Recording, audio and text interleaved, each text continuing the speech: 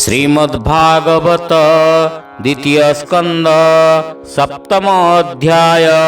ब्रह्मा उवाच शृण नारद मुनिवर भविष्य लीला अवतार अशेष जनकर हिते शृण कहिबा तो अग्रते पद्मकल्पर अन्ते हरि शुकर रूपे अवतरी से सर्वयज्ञमय गात्रे धरणी उद्धरिबा अर्थे आदि असुर अवतार प्रचंड हिरणाक्ष वीर ताहाकु महार्णव जले दन्ते विदारिले पाताले वज्रे जे सने वज्रधर हेले विदारे महीधर से पुणी रुचि ऋषि घरे जन्मिले आकुति उदरे से यज्ञ रूप नर हरि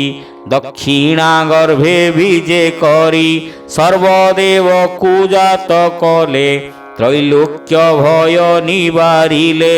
हरि हरि बोल।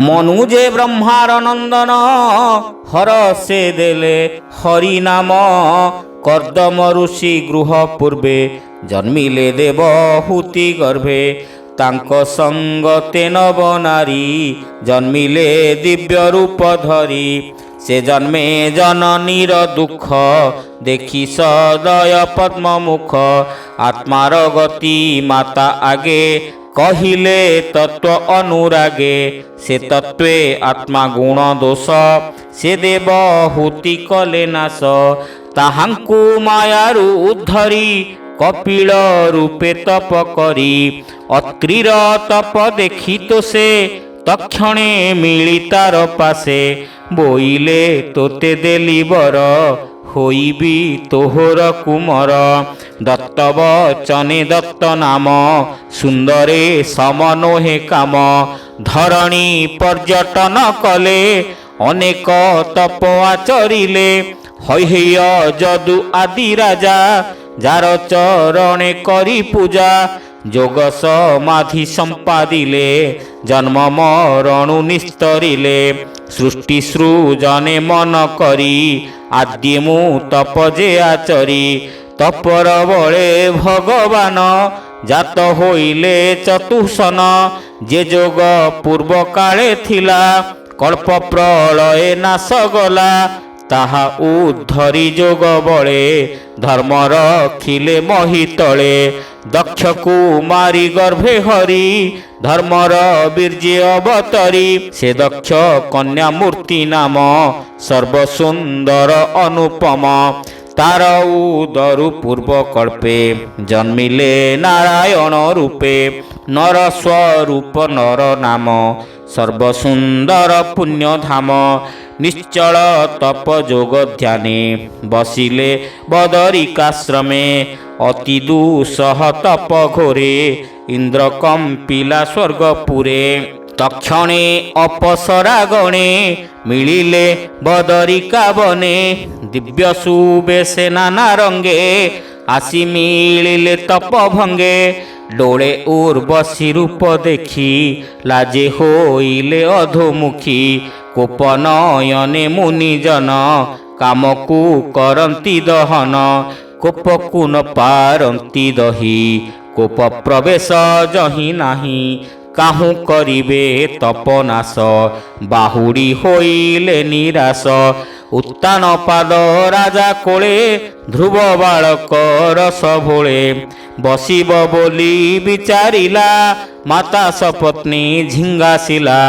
से निज जननी बचने अरण्ये गला दुख मने अति कठोर तप कला ताकु जे ध्रुव पद देला मुनिए ऊर्ध्वे तले थाई ध्रुव तपस्या फल चाही स्तुति करंती तार तपे जननी देखी ता समीपे बेण जे सत्य जुगे राजा अधर्मे पाळे जन प्रजा हरिंकी न स्थापन्ते भले ब्राह्मणे सापे नाश कले राजा मारणे अराजके प्रजा दुखित अतिरेके ତା ଦେଖି ଦ୍ୱିଜ ସ୍ତୁତି କରି ତକ୍ଷଣେ ପୃଥୁ ରୂପ ଧରି ହରି ଜନ୍ମିଲେ ରାଜକୂଳେ ଭୂମିକି ଦୁହିଁ ବାହୁବେଳେ ପ୍ରଜାଙ୍କୁ ଶସ୍ୟ ବୀଜ ଦେଲେ ଅନ୍ନ ସଙ୍କଟୁ ଉଦ୍ଧରିଲେ ନାଭିର ବୀର୍ଯ୍ୟ ସେ ଋଷଭ ସୁଦେବୀ ଉଦରେ ସମ୍ଭବ କପଟେ ଜଡ଼ ରୂପ ଧରି ସକଳ ଯୋଗ ସାଧ୍ୟ କରି ପରମ ହଂସ ମୁନି ଗଣେ ନମନ୍ତି ଯାହାର ଚରଣେ ସେ ସ୍ୱଚ୍ଛ ଶାନ୍ତ ଅନୁଗତ ଅଶେଷ ସଙ୍ଗରୁ ବିମୁକ୍ତ ପୁଣି ମୋହର ଯଜ୍ଞ କାଳେ ମନ୍ତ୍ରେ ପୂଜିଲା ଅନଳେ ନର ଶରୀର ଅଶ୍ୱଶିର ସୁବର୍ଣ୍ଣ ବର୍ଣ୍ଣ ଜଟା ଭାର ସକଳ ବେଦ ଯଜ୍ଞମୟ ଅଖିଳ ଆତ୍ମା ନିଜ ଦେହ ତାର ନିଶ୍ୱାସୁ ବେଦ ତିନି ଜନ୍ମିଲେ କର୍ମକାଣ୍ଡ ଘେନି ଯୁଗାନ୍ତ କାଳେ ମହାଜଳେ ରାଜାର ତର୍ପଣର କାଳେ ରାଜା ତାରଣେ ଦଇତାରି ମିଳିଲେ ମତ୍ସ୍ୟ ରୂପ ଧରି ଯୁଗ ବିପ୍ଳବେ ବେଦ ରାଶି ଥିଲା ଯେ ମହାଜଳେ ପଶି ସେ ବେଦ ସଲିଳୁ ଧରି ମନୁକୁ ଦେଲେ ନରହରି ବାସବ ସମ୍ପଦ ଉଦ୍ଧାରେ କ୍ଷୀର ସମୁଦ୍ର ମନ୍ଥିବାରେ ମିଳି ସକଳ ଦେବାସୁର ସମୁଦ୍ରେ ସ୍ଥାପିଲେ ମନ୍ଦର ଅଗାଧ ଜଳେ ମଧୁହାରି ମିଳିଲେ କୁର୍ମ ରୂପ ଧରି ପୃଷ୍ଠେ ବହିଲେ ଗିରିବର ମନ୍ଥନ କଲେ ଦେବାସୁର ଗିରି ଘର୍ଷଣ କଣ୍ଡୁ ସୁଖେ ନିଦ୍ରା ନୟନ ଅଧୋମୁଖେ ଦେବଙ୍କ ଭୟ ନାସିବାରେ ସେ ନର ସିଂହ ରୂପ ଧରେ ଭ୍ରମାଇ ଭ୍ରୁକୁଟି କୁଟିଳ ଦନ୍ତ ଶ୍ରୀମୁଖ ବିକରାଳ ଗଦା ବୁଲାଇ ଅତି ବେଗେ ଦୈତ୍ୟ ମିଳିଲା ଆସି ଆଗେ ତକ୍ଷଣେ ଉରୁ ମଧ୍ୟ ଧରି ନଖାଗ୍ରେ ହିରଣ୍ୟ ବିଦାରି ମହାଦୈତ୍ୟକୁ ସଂହାରିଲେ ସଂସାର ସଙ୍କଟୁ ତାରିଲେ ଅଗାଧ ସରୋବର ମଧ୍ୟେ କୁମ୍ଭୀର ଗଜ ରାଜପାଦେ ଧଇଲା ଅତି ଦୃଢ଼ ବଳେ ହସ୍ତିର ଚରଣ ନିଶ୍ଚଳେ ଚଳି ନ ପାରି ଯୁଥପତି ଆରତେ ସୁମରେ ଶ୍ରୀପତି ହସ୍ତେ କମଳ ଉଚ୍ଚେ ତୋଳି ନୟନୁ ଅଶ୍ରୁଜଳ ଗଳି ଆଦି ପୁରୁଷ ଲୋକନାଥ ତୀର୍ଥ ପବିତ୍ର ତୋ ଚରିତ ଶ୍ରବଣ ମଙ୍ଗଳ ତୋ ନାମ ପୁଣ୍ୟ ପୁରୁଷ ଗୁଣ ଧାମ ସେ ହରି ସ୍ତୁତି ଶୁଣି କର୍ଣ୍ଣେ ଗଜ ବିକଳ ଯୋଗ ଧ୍ୟାନେ ମରଣ କାଳେ ସୁମରିଲା ବିଷ୍ଣୁର ସମାଧି ବାଜିଲା ତାର ମହିମା ଅପ୍ରମେୟ ନିମିତ୍ତେ ବହେ ନାନା ଦେହ ଦକ୍ଷିଣ ଭୁଜେ ଚକ୍ର ଧରି ଗରୁଡ଼ ସ୍କନ୍ଧେ ବିଜେ କରି ଚକ୍ର ପ୍ରହାରେ ନକ୍ର ମାରି ହସ୍ତିର ହସ୍ତ ହସ୍ତେ ଧରି ଜଳୁ ଉଦ୍ଧରି ନାରାୟଣ ଅନ୍ତର ହୋଇଲେ ତକ୍ଷଣ ଅଦିତି ପୁତ୍ରଙ୍କର ସାନ ଗୁଣରେ ଜ୍ୟେଷ୍ଠ ସେ ବାମନ ତ୍ରିପାଦେ ତିନି ଲୋକ ଜିଣି ସେ ଅଧି ଯଜ୍ଞ ନାମ ଭଣି ସେ ଧର୍ମ ମାର୍ଗେ ନିତ୍ୟ ଥାନ୍ତି ଯାଚଞ୍ଚା ବିନା ତା ସମ୍ପତ୍ତି ଈଶ୍ୱର ଆଦି ତନୁ ଧରି କେହି ନ ପାରେ ତାହା ହରି ସେ ବଳି ଦୃଢ଼ ସତ୍ୟ ମନେ କୃଷ୍ଣ ଚରଣ ଆରାଧନେ ମନ୍ତ୍ରୀଲ ବୋଲନ ଶୁଣିଲା ତ୍ରିପାଦ ଭୂମି ଦାନ ଦେଲା ବିଷ୍ଣୁର ପାଦର ଯେ ଇଚ୍ଛା ଇନ୍ଦ୍ରାଦି ପଦେ ନାହିଁ ବାଞ୍ଛା ସର୍ବସମ୍ପଦ ଆତ୍ମା ତୁଲେ ଅର୍ପିଲା ବିଷ୍ଣୁ ପାଦ ମୂଳେ ତୁଜେ ନାରଦ ତାର ଅଂଶେ ଶରୀର ବହୁ ମୋର ବଂଶେ ତୁମ୍ଭଙ୍କୁ ଭକ୍ତି ହଂସ ରୂପେ କହିଲା ଭକ୍ତ ତୋଷ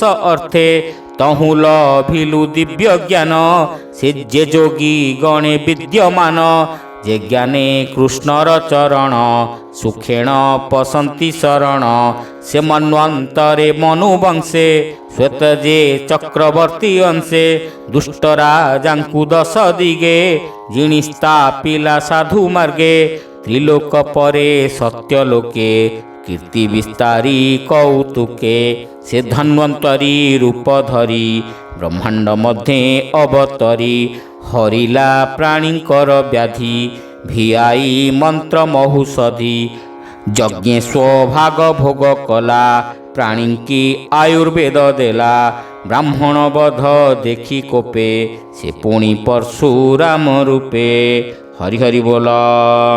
ব্রাহ্মণ বধ দেখি কোপে সে পুଣି পরশুরাম রূপে পরশু দক্ষ ভুজে ধরি অবনি পর্যটন করি ক্ষত্রিয় রুধির তর্পণে তোষিলা নিজ পিতৃগণে মোর বচনে দইতারি ইচ্ছাকু বংশে অবতরি পিতা বচনে গলা বন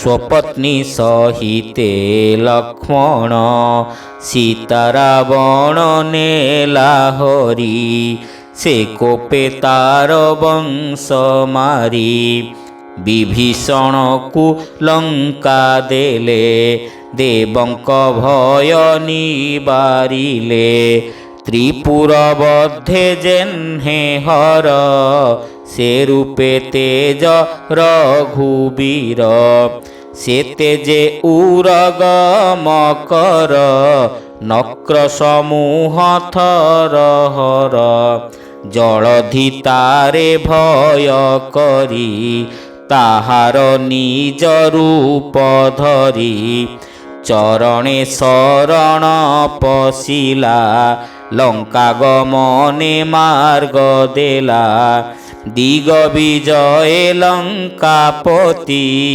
ଐରାବତ ନାମେ ହସ୍ତି ତାହାର ସଙ୍ଗେ ବାଦ କରି ଉରସ୍ପର ସେ ଦନ୍ତ ଚୁରି ଦେଖି ଭାଜିଲା ଗଜ ଶ୍ରେଷ୍ଠ ରାବଣ ସଙ୍ଗେ କାହିଁ ହଟ ସେହି ରାବଣ ଦର୍ପରଣେ ଶ୍ରୀରାମ ସଂହାରିଲେ ବାଣେ ଭୂମିର ଭାରା ନିବାରଣେ କ୍ଷୀର ସମୁଦ୍ରେ ଦେବଗଣେ ଈଶ୍ୱର ସଙ୍ଗେ ଦେବ ବଳେ ନମିଲେ ଚରଣ କମଳେ ଅନେକ ମତେ ସ୍ତୁତି ଭଣି ବିଷ୍ଣୁ ସନ୍ତୋଷ ତାହା ଶୁଣି ସନ୍ତୋଷେ ଶୁକ୍ଳ କୃଷ୍ଣ କେଶ ଜଙ୍ଘୁ ଉପାଡ଼ି ହୃଷିକେଶ ସେବେ ନିରୋମ ମହିତଳେ ଜନ୍ମି ଅସୁର ସଂହାରିଲେ ହରିଲେ ଅବନୀର ଭାର ମହାମହିମା ଚକ୍ରଧର ତିନି ଦିବସେ ନାରାୟଣ ଶୋଷିଲେ ପୂତନାର ପ୍ରାଣ ମାସକେ ନନ୍ଦ ଗୃହେ ହରି ପାଦେଶ କଟା ଚୂର କରି ଦଧି ମନ୍ଥନ କାଳେ ଧରି ରୋଳେ ବାନ୍ଧିଲା ନନ୍ଦ ନାରୀ ସେ ରୋଳ ସଙ୍ଗେ ନନ୍ଦ ବଳା ବେନି ଅର୍ଜୁନ ମଧ୍ୟେ ଗଲା ଅତି ଉତ୍ସର୍ଗ ବେନି ବୃକ୍ଷେ ଉପୁଡ଼ି ପଡ଼ିଲେ ପ୍ରତ୍ୟକ୍ଷେ ସେ ପୁଣି ଗୋବତ୍ସ ରକ୍ଷଣେ କାଳିନ୍ଦୀ ତଟେ ବୃନ୍ଦାବନେ ବତ୍ସା ବାଳକ ବିଷ ଜଳେ ପଶିଲେ ତୃଷାର ବିକଳେ ସକଳେ କଲେ ଜଳପାନ ତକ୍ଷଣେ ହାରିଲେ ଜୀବନ ଅଦ୍ଭୁତ ଦେଖି ଭାବଗ୍ରାହୀ ଅମୃତ ନୟନେ ଅନାଇ ତାହାଙ୍କୁ ଜୀବଦାନ ଦେଲେ ସେ ଜଳେ ସର୍ପକୁ ଦେଖିଲେ ଜିହ୍ୱା ଚଞ୍ଚଳ ବିଷ ବଳେ ବିହାର କାଳିନ୍ଦୀର ଜଳେ ଦୂରେ ନିବେଶି ନାଗ ବଳ ଅମୃତ କଲେ ବିଷ ଜଳ ଜନ୍ତୁଙ୍କୁ କରାଇଲେ ପାନ ଅଦ୍ଭୁତ ଗତି ଭଗବାନ ଅମ୍ବିକା ବନେ ଗୋପଜନେ ଶୟନେ ନିଶି ଅର୍ଦ୍ଧମାନେ ଅଗ୍ନି ବେଢ଼ିଲା ବେଗେ ଆସି ପ୍ରଳୟାନଳ ପ୍ରାୟ ଦିଶି ଅନଳ ଦେଖି ନନ୍ଦବଳା ବଦନ ଲୁଚାଅ ବୋଇଲା ଡରେ ଲୁଚାଇଲେ ବଦନ ଗୋବିନ୍ଦ କଲେ ଅଗ୍ନିପାନ ବାନ୍ଧିବା ପାଇଁ ଡୋର ଆଣି ଯେତେ ଯୋଖିଲା ନନ୍ଦରାଣୀ ବାନ୍ଧି ନ ପାରେ ନନ୍ଦ ନାରୀ ମହାମହିମ ନରହରି ହରି ହରି ବୋଲ। ମାତାର କୋଳେ ବସିଥିଲା ଚୁମ୍ଭେଣ ମୁଖ ବିସ୍ତାରିଲା ଗୋପୀ ଚାହିଁଲେ ତା ବଦନ ଉଦରେ ଅଶେଷ ଭୁବନ ଐଶ୍ୱର୍ଯ୍ୟ ଲୀଳା ତାର ଦେହି ଦେଖି ଶଙ୍କିତ ମନ ହୋଇ ବରୁଣ ପୁରୁଦଇ ତାରି ନନ୍ଦକୁ ବନ୍ଦୀ ମୋକ୍ଷ କରି ବରୁଣ ପୁରୁ ଯେତେବେଳେ ନନ୍ଦକୁ ଆଣିଲେ ଗୋକୁଳେ ଗୋପାଳେ ବରୁଣ ଭୁବନ ଦେଖିବେ ବୋଲି କଲେ ମନ ତାହାଙ୍କୁ ନିଦ୍ରା କାଳେ ନେଇ ବରୁଣ ଭୁବନ ଦେଖାଇ ପୁଣି ମାୟାରେ ଭଗବାନ ଦେଖାଇ ଆପଣା ଭୁବନ ସେ ପୁଣି ବଳଦେବ ସଙ୍ଗେ ବନେ ଖେଳନ୍ତି ନାନା ରଙ୍ଗେ ବ୍ୟୋମ ଅସୁର ମାୟା କଲା ଗୋପାଳ ପୁଅଙ୍କୁ ହରିଲା ଗିରି କ୍ରୋଟରେ ନେଇ ଥୋଇ ଦ୍ୱାର ରୁନ୍ଧିଲା ଶିଳା ଦେଇ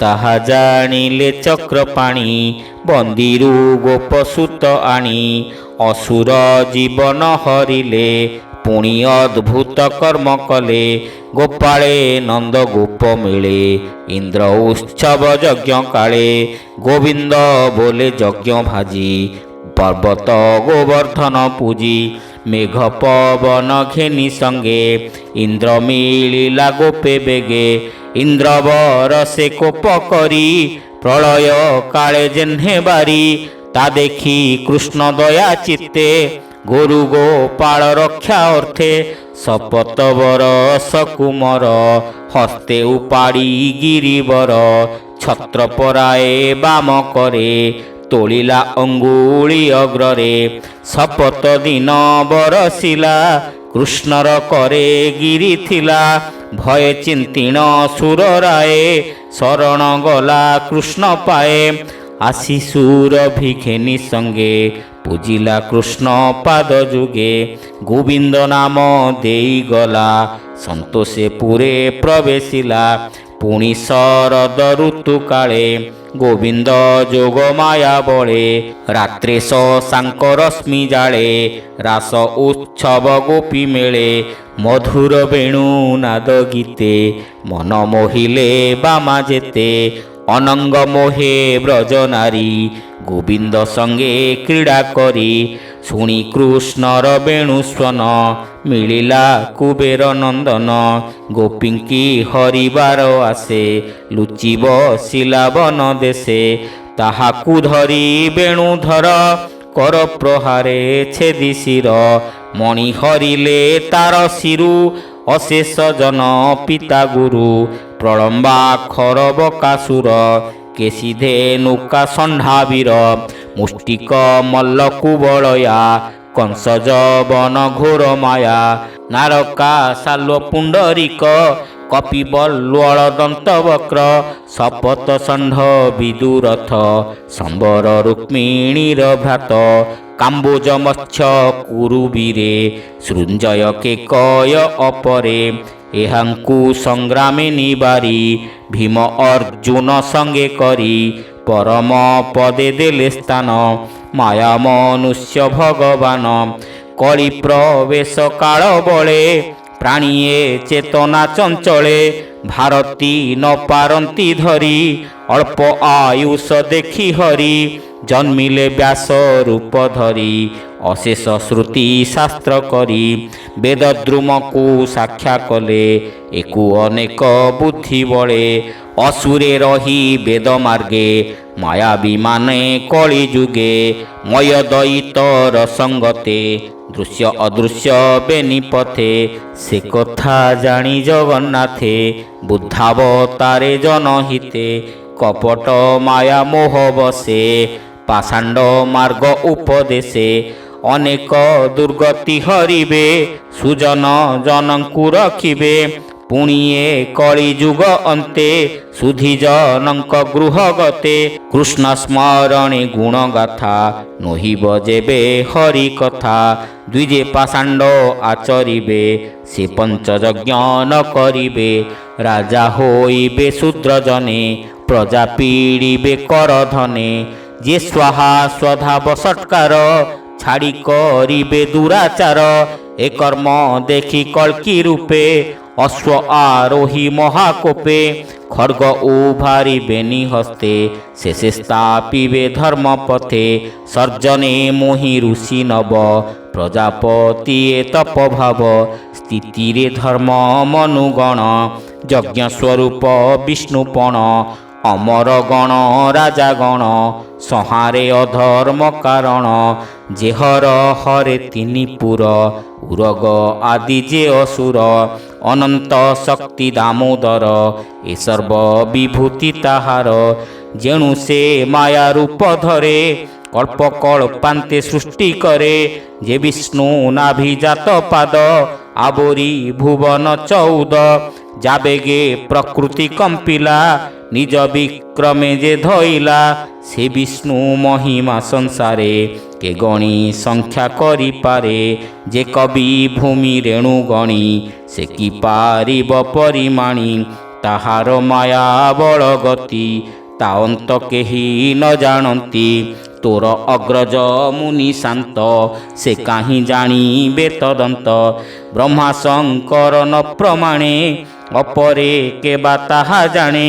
ବାସୁକି ଅୟୁତ ବଦନେ, ସମର୍ଥ ନୋହେ ଗୁଣ ଗାନେ। ଯାହାରେ ହରି ଦୟା କରେ, ସେ ଯେବେ ନିଷ୍କପଟ ଧରେ। ଦୁସ୍ତର ମାୟା ସେ ତରନ୍ତି, ଦୁଃଖ ସଙ୍କଟେ ନ ପଡ଼ନ୍ତି। ଶ୍ୱାନ ଶୃଗାଳ ଭକ୍ଷ ଦେହେ, ଏ ମୋର ବୋଲି ଜ୍ଞାନ ନୋହେ। ଏବେ ନାରଦ ଶୁଣ ଧୀରେ, ଯେ ବାତରିଲେ ମାୟା ଘୋରେ। ତା ମାୟା ଚିତ୍ତେ ଜାଣି ଭଲେ, ଯେ ଏ ସଂସାରୁ ତରିଗଲେ। ମୁହିଁ ଜାଣଇ ମାୟା ତାର, ତୁମ୍ଭେ ସନକାଦି ଶଙ୍କର। ପ୍ରହ୍ଲାଦ ଜାଣେ ଅନ୍ତର୍ଗତେ, ମନୁଜେ କୁଟୁମ୍ବ ସହିତେ। ପ୍ରାଚୀନ ବାହିରୁ ଭୂ ଅଙ୍ଗ, ଧ୍ରୁବ ଇକ୍ଷ୍ୱାକୁ ମୁଚୁକୁନ୍ଦ। ବିଦେହ ସୌମ୍ୟ ସୁତ ଗାଧି, ରଘୁ ଅମ୍ବରୀଶ ସୁବୁଦ୍ଧି। ଗୟନ ହୁସ ଆଦି ଯେତେ, ଶୁଣ ନାରଦ କହୁ ତୋତେ। ମାନ୍ଧାତା ଅର୍କ ଶତଧନୁ, ରନ୍ତି ଦେବ ଯେ ଗଙ୍ଗା ସୁନୁ। ଅମୃତ ରୟ ଯେ ସୌଭରୀ, ଦିଲ୍ଲୀପ ଉତ୍ତଙ୍କ ଯେ ବଳି। ଶିବି ଦେବଳ ପିପଳାଦ, ସାରସ୍ୱତ ସଙ୍ଗେ ଉଦ୍ଧବ। ଯେ ପରାଶର ଭୂରିଷେଣ, ରାବଣ ଭ୍ରାତ ହନୁମାନ। ଶୁକ ଯେ ଉପ ଇନ୍ଦ୍ରଦତ୍ତ, ବିଦୁର ଆଷ୍ଟ୍ରିସେଣ ପାର୍ଥ। ବ୍ରାହ୍ମଣ ଶ୍ରୁତ ଦେବ ତୁଲେ, ବିଷ୍ଣୁ ମାୟାରୁ ତରିଗଲେ। ହୁଣ ଯବନ ଶୂଦ୍ର ସ୍ତ୍ରୀ, ଶବର ତୁଲେ ଗଲେ ତରି। କୃଷ୍ଣର ରୂପେ ମନ ଯାର, କିବା କହିବା ଗତି ତାର। ଅଦ୍ଭୁତ କର୍ମ ଯେ ତାହାର, ଯେ ଭାବେ ନାହିଁ ପରାପର। ତା ଭକ୍ତି ଶିକ୍ଷା ଅଟେ ଯାର, ସେହୁ ତରନ୍ତି ମାୟା ଘୋର। ନିତ୍ୟ ପ୍ରଶାନ୍ତ ସେ ନିର୍ଭୟ, ପ୍ରବୋଧ ମାତ୍ର ଯାର ଦେହ। ସେ ଶୁଦ୍ଧ ସର୍ବ ଘଟେ ସମ, ରୂପ ଅରୂପ ପରଧାମ। ଶବ୍ଦ ନ ପାରେ ଯାହା କହି, ଅନେକ କ୍ରିୟା ଯୋଗ ବହି। ଯାର ସମ୍ମୁଖେ ଭଗବତୀ, ଲାଜେ ପଳାଇ ଶିରପତି। ଯେ ବ୍ରହ୍ମଜ୍ଞାନୀ ମୁନି ଗଣେ, ଯାହା ସ୍ମରନ୍ତି ଅନୁକ୍ଷଣେ। ନିଜ ସ୍ୱରୂପ ତାର ଚିନ୍ତି, ପରମ ପୁରୁଷ ବୋଲାନ୍ତି। ଅଜରାମର ଯେ ବିଶୋକ, ନାହିଁ ଯାହାର ରୂପରେଖ। ଯାହାର ମନ ଦୃଢ଼ ଚିତ୍ତେ, କୃଷ୍ଣ ବିଷୟ ଅବିରତେ। ଭାବି ଛାଡ଼ଇ ସର୍ବତାପ, ଇନ୍ଦ୍ର ନ ଖୋଳେ ଯେହ୍ନେ କୂପ। ସେ ହରି କୈବଲ୍ୟନାଥ, ଭାବ ସ୍ୱଭାବ ଏ ଜଗତ। କରାଏ ସର୍ବଦେହେ ବସି, ସମାଧି ସ୍ୱଭାବ ପ୍ରକାଶୀ। ଦେହ ବିଯୋଗ କାଳେ ଦେହି, ଗଗନ ପ୍ରାୟ ଶୂନ୍ୟ ରହି। ତେଣେ ତାହାର ସଙ୍ଗ ନାହିଁ, ଜନମ ମୃତ୍ୟୁ ତାର କାହିଁ। ହେ ପୁତ୍ର କହିଲି ମୁଁ ତୋତେ, ହରି ମହିମା ଭାବି ଚିତ୍ତେ। ସତ ଅସତ ରୂପ ସେହି, ଅଶେଷ ମାୟା ରୂପ ବହି। କରଇ ଆତ୍ମା ଖେଳା ଲୀଳା, ତାର ଚରିତ ଭବ ଭେଳା। ଏ ଭାଗବତ ଧର୍ମ ଯେତେ, ଗୋବିନ୍ଦ କହିଥିଲେ ମୋତେ। ଏ ସର୍ବ ସଂଗ୍ରହର ମୂଳ, ଅଶେଷ ଧର୍ମ ଯଜ୍ଞ ଫଳ। ଲୀଳା ବିସ୍ତାରୀ କହ ମୁଖେ, ସୁଜନ ଜନଙ୍କର ସୁଖେ। ହରି ହରି ବୋଲ। ଯେମନ୍ତେ ପ୍ରାଣୀଙ୍କର ଚିତ୍ତେ, କୃଷ୍ଣ ବିଷୟ ଅବିରତେ। ଯେମନ୍ତେ ନାଶେ ଶୋକ ମୋହ, ଇତି ସଂକଳ୍ପିତା କହ। ବର୍ଣ୍ଣିଲି ଈଶ୍ୱରର ମାୟା, ଯେ ଶୁଣେ ତରେ ତାର କାୟା। ମାୟା ନ ଲାଗେ ତାର ଚିତ୍ତେ, ଯେ ମୁଖେ ଗୁଣେ ଅବିରତେ। ଏମନ୍ତ ଭାଗବତ ବାଣୀ, ନାରଦ ବ୍ରହ୍ମା ମୁଖୁ ଶୁଣି। ମନ ଆନନ୍ଦେ କୃତ କୃତ୍ୟ, କହଇ ଦାସ ଜଗନ୍ନାଥ। ଭାବେ ମନ ଆନନ୍ଦେ କୃତ କୃତ୍ୟ, କହଇ ଦାସ ଜଗନ୍ନାଥ। ଇତି ଶ୍ରୀମଦ୍ଭାଗବତେ ମହାପୁରାଣେ ପାରମହଂସ୍ୟାଂ ସଂହିତାୟାଂ ଦ୍ୱିତୀୟ ସ୍କନ୍ଧେ ବ୍ରହ୍ମା ନାରଦ ସମ୍ବାଦେ ନାମ ସପ୍ତମୋऽଧ୍ୟାୟः।